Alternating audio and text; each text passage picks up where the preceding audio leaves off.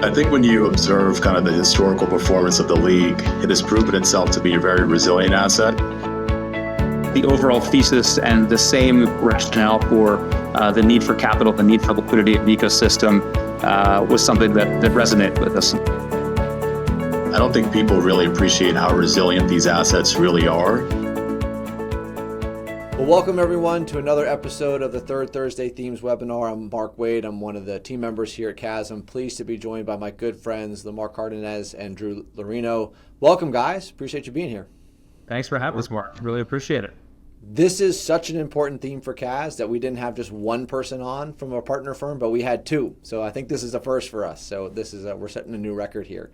The name Blue Owl is very familiar to our investor base. We have been partners together with you all on the GP stake side of the business for over 10 years now, which is a privilege.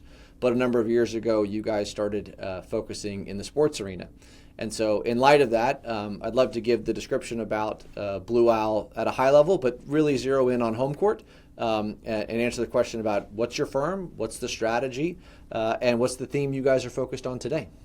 Sounds great, Mark. Now, thank you very much and appreciate the opportunity to come on and spend some time with clients that I think we know well, probably through a lot of different iterations at Blue Owl. So many of you will be aware, Blue Owl is a very large business with a couple of different subcategories that really is focused on delivering in capital to the private markets. We do that in a number of different forms. We have a large direct lending private credit business. We have a big real estate / real assets business that's focused on providing capital, to all of the different elements that are growing in that world today. Large triple net lease business, big data center funding capability, and then we have our GP strategic capital business, the forward dial business that is now another important engine in the Blue Owl machine, focused on taking, I would say now, passive minority stakes in a lot of things, predominantly in private alternative asset management businesses. That's where we spend a lot of our time on the GPSD side. But we'll talk about how that led us to sports and led the NBA to us to really explore the opportunity to taking the same mousetrap that we built to be passive minority partners with leading alternative asset managers, and applying that technology and apply the skill set of being passive, but also aligning interests and making sure that we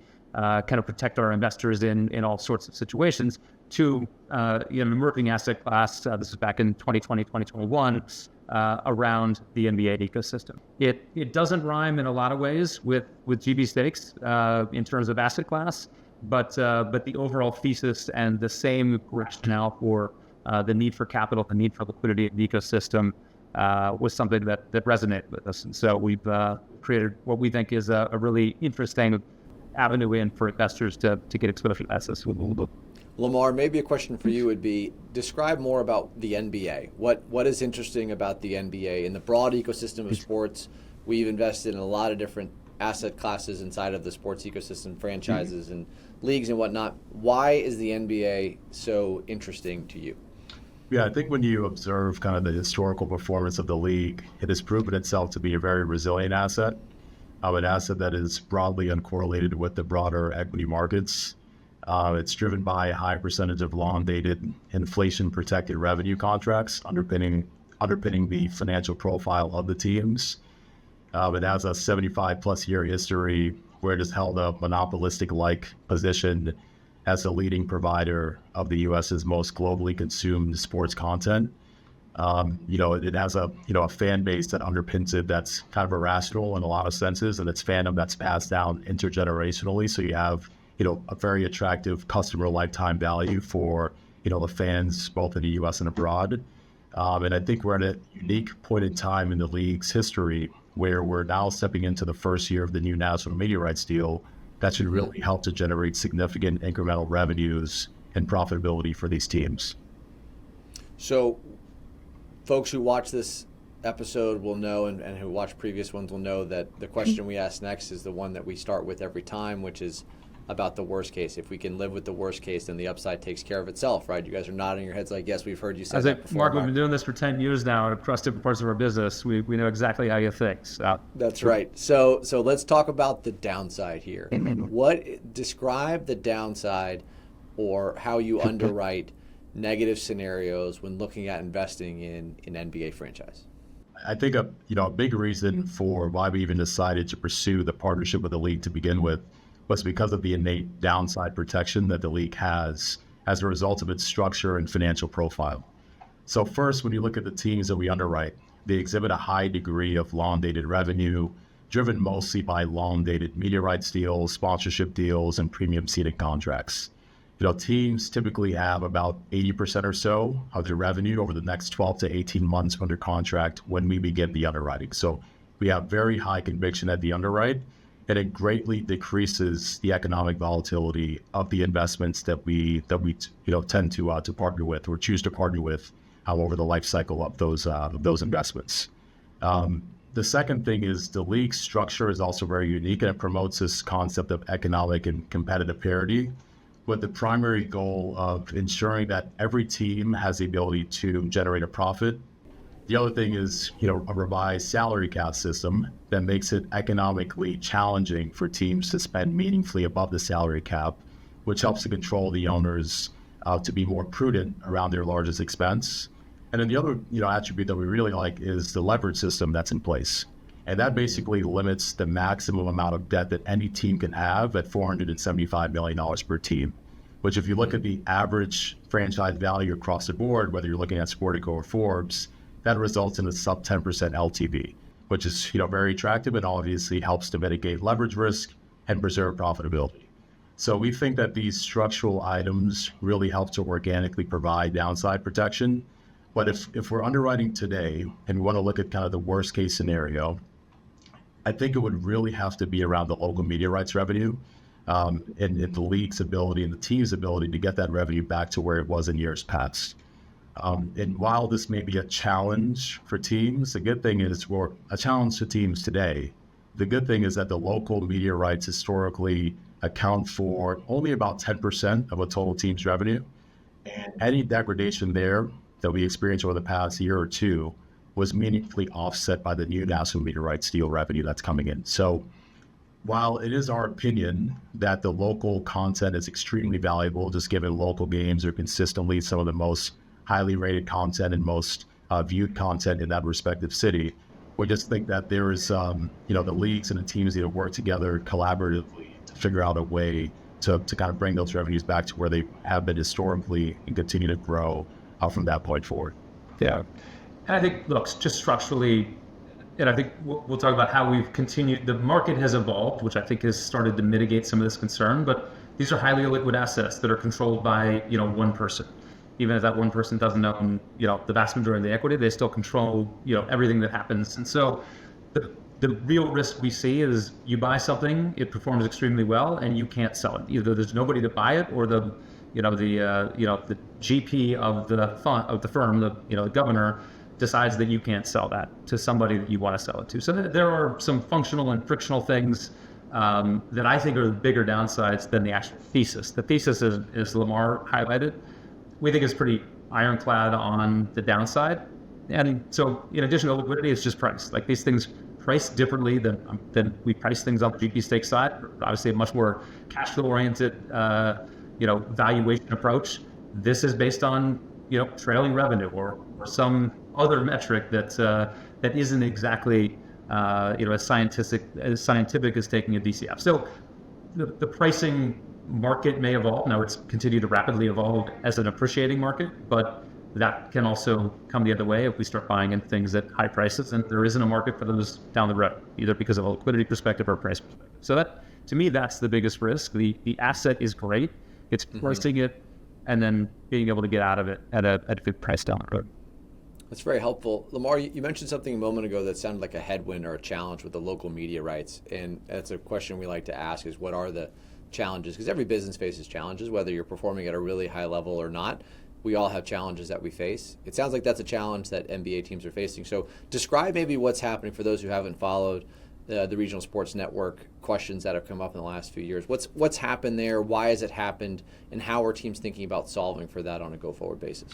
Yeah, so back in Q1 of 2023, Diamond Sports Group, which operates a regional sports network called Bally Sports, which transacted or had deals with, I think, 16 of the 30 NBA franchises, filed for bankruptcy. And the reason for the bankruptcy filing wasn't due to, the uncompelling nature of the content itself in the local markets.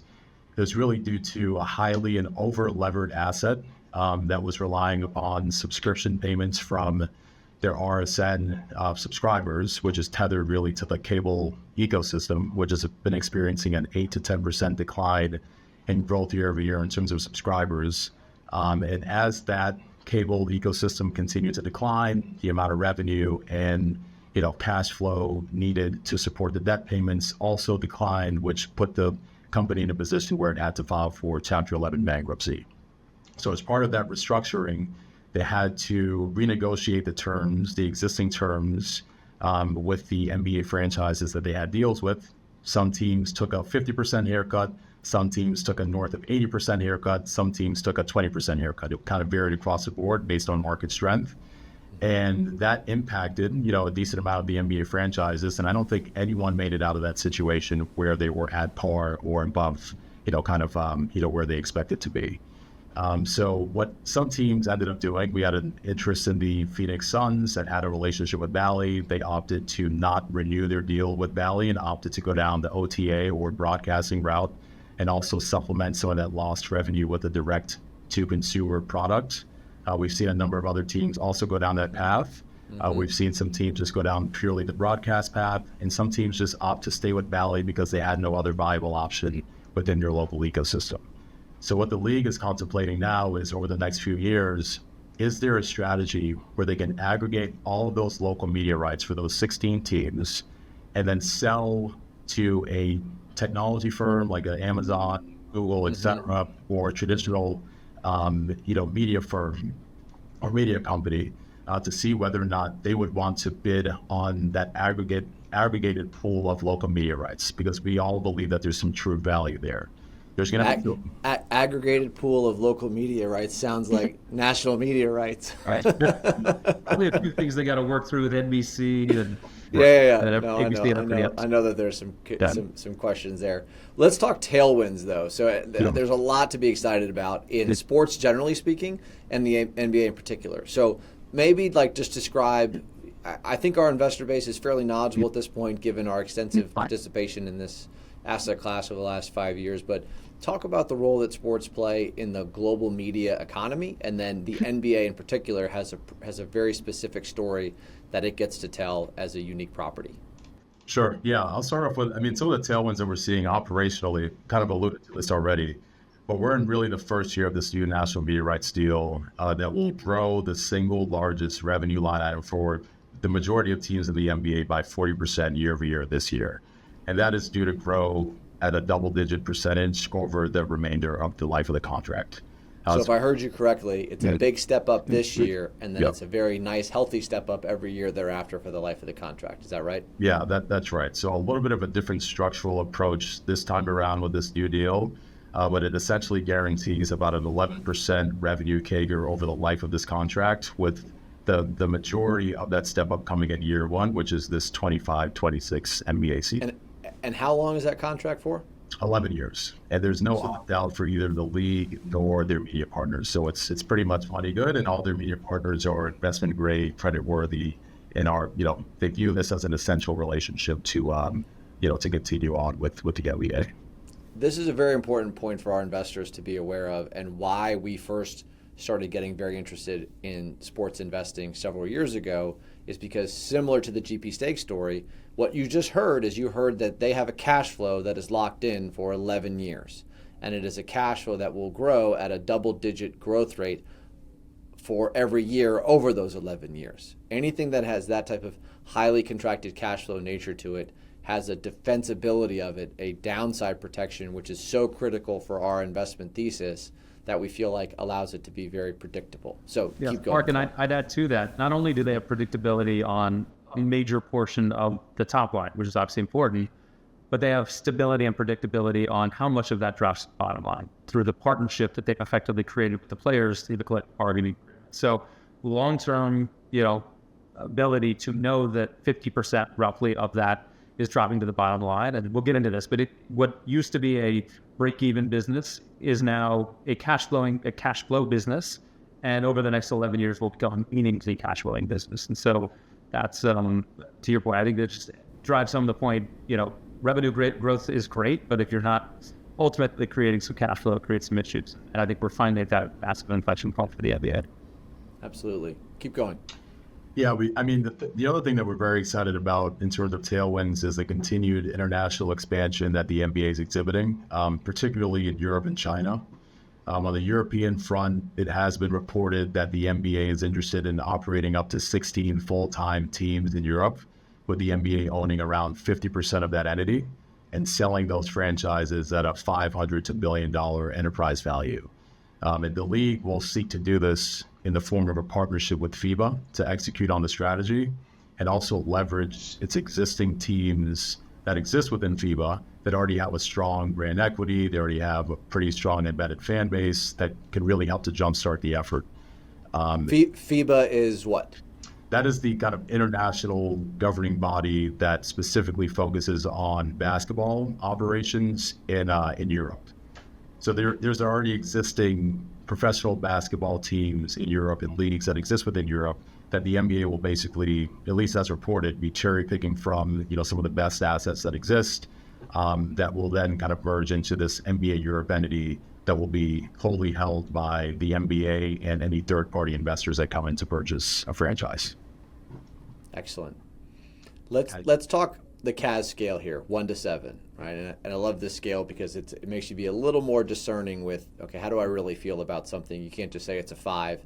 You got to give it a 4. You can't go from a 4 to a 5 very easily. 1 to 7. 1 being this is the least exciting thing that we've seen in the history of this asset class. 7 being this is the absolute best possible time. Drop everything, leverage the home 3 times over and plow as much money as you can into this because it's a sure thing. Where do you think we are right now, both of you? So I think we're going to hedge you out.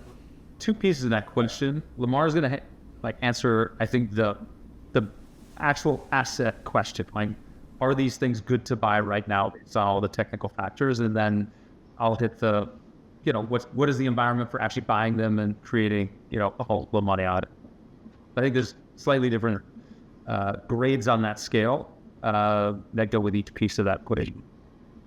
Yeah, and I think, when looking at any real investment opportunity, you want to look at the risks that exist. And I think, a lot of the risks that we were underwriting to that we viewed as kind of, material to the eventual return profile for the investments have been mitigated because of, the deals that have been put in place, both on the business side with the media rights deals and also on the player side with the CBA or the collective bargaining agreement being negotiated with the players union. So I guess, from a structural standpoint, the guardrails that exist, as I previously have mentioned, that helps to provide a lot of downside protection and eliminate risk when it comes to, revenue generation for the teams because of how much revenue is already underpinning and how long dated those contracts are. The salary cap that's in place that helps control the largest expense for these control owners, and the concept of revenue sharing as well, which we didn't hit on in detail yet, but it basically is a threshold that is preset by the NBA on an annual basis.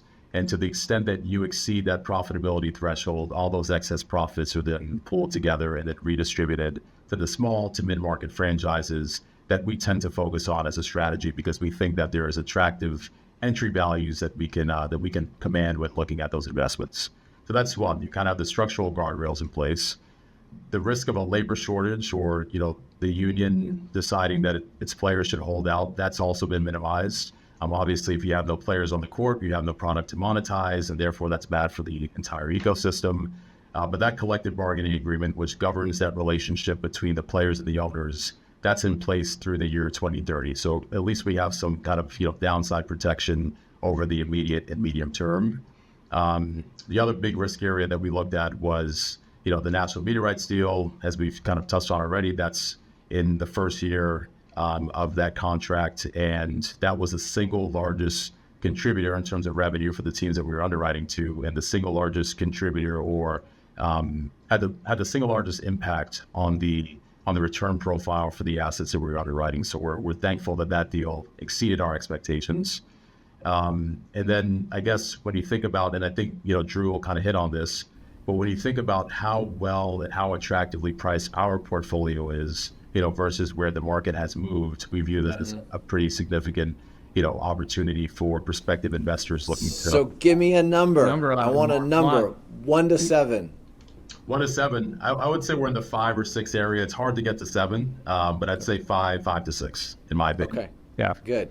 And I'm going to Good. pick up on Lamar's point there. I do think the environment that we came into in 21 at the assets we have in the portfolio today, I would give a 7. Just we bought well, we were Yes. patient, but we were very methodical about accumulating sizable position in franchises that we think are exceptionally strong performing at a basis that you just can't replicate. Like it is impossible to create the portfolio that we created. So 7 there. I think the future opportunity, I think we are patient. We've shown our ability to be patient, not have to buy every asset, be methodical about it. But right now, it's a pretty frothy market. I mean, we were buying things at billion-dollar, equity values. It's hard to see anything in the market today for less than, $3 billion of equity. So I think the market has moved. That means big appreciation, which is great. Embedded portfolio, good. But we're just trying to make sure that we understand the thesis and can buy in with enough structural discount to wherever we feel fair value is, that we're going to create that same opportunity going forward. So I'd say, it's probably a 4 in terms of our ability to do that. We see a lot of things. The relationship with the NBA gives us great access and great early looks at a lot of opportunities, and smaller investors know they can come find us for liquidity. But expectations have changed now that you have, Lakers at 10 and then, Celtics at, 6, 7. Sorry, I shouldn't say 6, 7. That's a bad thing to say. With My 9-year-old son is going to laugh when he sees walk me this so now. right into that one. And I still don't know what it means. Well, it means nothing. That's And then you look at, Portland, who, we would not have thought would have had a $4 billion price tag, but with the structure that's put in place and some other things, like there's some interesting things about that deal, but it also kind of forces all of us to rethink what fair value is. And so that's, I think the market's still calibrating on that. Yeah. I think sports are still a fairly misunderstood asset class, basketball in particular. What do you think people get wrong about investing in sports franchises? I still will meet people, I'll be walking around here in Houston and someone will say, oh, you work at Caz and don't you guys invest in sports franchises? Well, why do you do that? Almost with an implication of like, why would you do that? And my answer back to them, I really want to say, well, why wouldn't I do that? If you knew what I knew, you'd be doing it as well. So let's educate the market here a little bit, open up the kimono some and maybe dispel some of the myths that are out there around sports teams in general, but also the NBA in particular. Yeah, maybe I'll start real quickly. I think that the misconception that most people have about sports, because they really put their fan hat on, is winning and losing matters. And there are plenty of sports. I mean, I think about, European football or soccer. Like, there are things that can happen to you if you don't win. So you have to win. You have to continue to spend to be at a level where you can stay in whatever tier you're in to keep your current relegation risk. Yep. And so there are plenty of sports in the world or markets in the world where that exists. But if you can find a sport like the NBA, and Lamar's highlighted a number of the structural elements that kind of make sure that the owners all win, it's kind of a weird, crazy thing. You think about Europe as having a more socialistic, like everybody wins sort of ethos, but their sports are cutthroat. Like it is, you win or you lose, you make money, you don't make money. And in U.S. obviously has the opposite, like capitalistic mindset, but all of our leagues are structured pretty much like, socialistic enterprises. So finding that feature and not having to win or lose. Obviously, if you win, you have the ability to drive some more revenue and lock people in for longer contracts. So it's not that there's no movement, but the worst team in the smallest market with a losing record, we think probably makes more money than the team that is winning the championship. And that's just, and I think people have a misconception around that aspect of it, that you have to be aligned with winners. I think you got to be aligned with the right ecosystem and find the right entry price for that.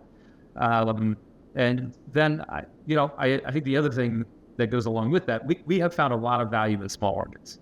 When you have a scarce business, 30 franchises, you want to find the cheapest ticket to the dance. And I think we've seen, like, as things have continued to move from a value perspective, I mean, nobody would have thought that Charlotte would have gone for $3 billion, that Portland would go for $4 billion. Everybody would have assumed the Lakers would go for 10, but that's the delta between the smallest market team and the largest market team is less, because when one of those things comes for sale, somebody's going to buy it. And I mean, if it's the only seat that's available at that point in time, the price is relatively inelastic, particularly given that there could then be some pretty good tax benefits that come along with, kind of the amortization curve of the step up that it basis. So all of that, I think, are things that people probably don't perceive as they just look from the outside. And I'll add two more quick things. I'd say today most NBA teams are profitable, and they do not rely on capital calls to kind of fuel the business, the operations of the business. It's actually estimated that about 1/3 of NBA teams pay out a consistent distribution to their LP base annually, and we think that percentage over time, teams will elect to pay out a more consistent distribution over the near medium term as we get through, the first few years of this media rights deal. As Drew previously alluded to, about 40 to 50% of each incremental dollar from that media rights deal should drop to the bottom line, which should give, teams a bit more conviction in shipping out distributions to the LP base. And, our philosophy as a fund has always been to pay out that distribution once received, unless there was an absolute need to go out and, fund a very compelling investment opportunity. That's one. And the second one, I'd say, I don't think people really appreciate how resilient these assets really are and how important they are to the global content market. And you could just look back to the global financial crisis in COVID, right, where NBA franchises held steady in terms of asset value, in terms of revenue generation. And it's really due in large part to the long-dated underlying contracts with investment-grade counterparties that are all also able to weather, similar market dislocations and view honoring their partnership with the league as essential to their business strategy, their core, kind of strategy as a business. And additionally, we saw a similar thing coming out of COVID, right, where the appetite for live basketball content was insatiable, and the league setting records for both attendance and viewership and ratings coming out of COVID. So I think that resiliency aspect is something that, not many people truly understand or fully appreciate as prospective investors.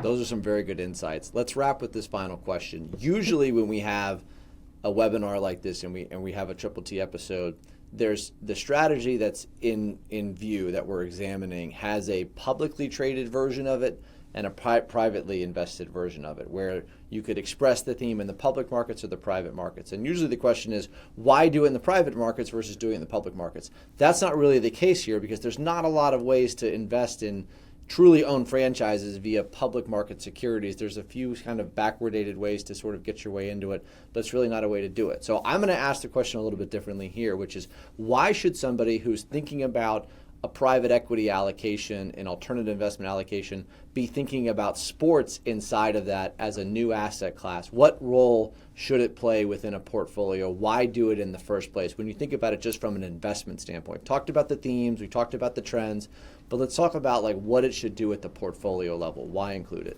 Yeah, maybe I'll start on that, and Lamar, you should add some as well. I do think if you think about a classic portfolio theory, you want things that are uncorrelated.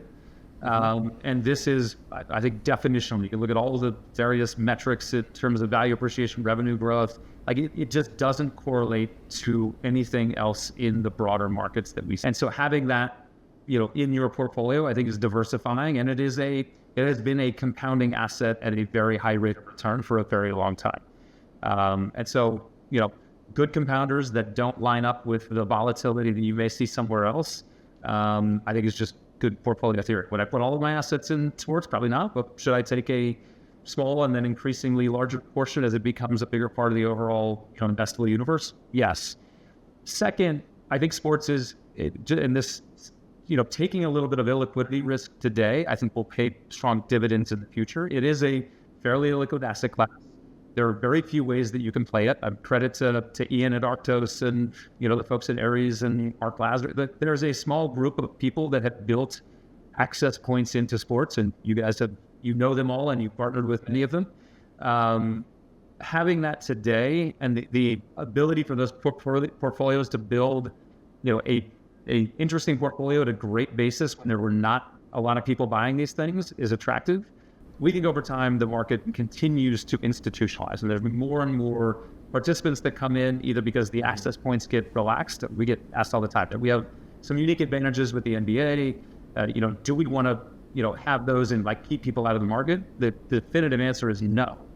We want an early advantage, which we got. We got 4 or 5 year runway where we had a really good differentiated access point. In 5 or 10 years, I hope there's 100 people buying these assets, because we'll be able to take an asset that we bought at great value, a lot of illiquidity, and we'll be able to sell it into a market that is highly liquid and hopefully valuing them even higher than we could have underwritten or anticipated. So those are the 2 reasons why I think sports has a sense, and why partnering earlier in the evolution of the sports investing ecosystem is better for investors. Lamar, any closing words? Yeah, I mean, I'd say, Drew hit on kind of sports at the macro level. I think more specifically for the NBA, whenever you can, partner with an asset that has the tremendous scarcity value that the NBA has been able to exhibit over the 75 plus years that the league has been in operations. And over that 75 plus year history, they've been able to maintain this monopolistic-like market position in terms of being the premier provider of basketball content and talent to a global kind of media ecosystem. I think that's unique. And I think the fact that, these assets, and specifically with the NBA, there's very little obsolescence risk, right? So even though over the past 75 years, there's been innumerable technological advancements, those things don't tend to disrupt the NBA's kind of ecosystem or the way in which they do business. Instead, it only just amplifies their ability to win market share, whether it be eyeballs or wallet, by utilizing those technological advancements to their advantage. So with TV and kind of the push into social media and otherwise, it's just kind of all worked to the benefit of the league. And I think, the leadership there has done a masterful job at monetizing those technological advancements that we've seen historically. And I think they're well positioned to continue to do so on a go-forward basis as we look at, the rise of AI, of, augmented reality, virtual reality, et cetera. That's fantastic feedback. Thank you, gentlemen. Our view here is ultimately any asset that goes into a portfolio should accomplish effectively the triple aim, Drew, to your point of investing that Markowitz won a Nobel Prize for back in 1990, I think it was, of modern portfolio theory. There's 3 things. It's make more money, it's have less volatility, and less correlation, right? It's very hard to find an asset that does all 3 of those things. You can find a number of them that do 2 out of 3, but it's very hard to find one that checks all 3 boxes. And we think sports, generally speaking, and certainly the NBA, given the preeminent position that it occupies globally, is an opportunity to do that. So on behalf of everybody here at CAS, it's great to see you guys, my friends. Thank you very much for this partnership. It means a great deal to us. We're very grateful for the opportunity to work together and to continue to expand this well off into the future. Thank you, Mark. Appreciate the time, and thanks for giving us the audience. Yes, appreciate it, Mark. Good seeing you.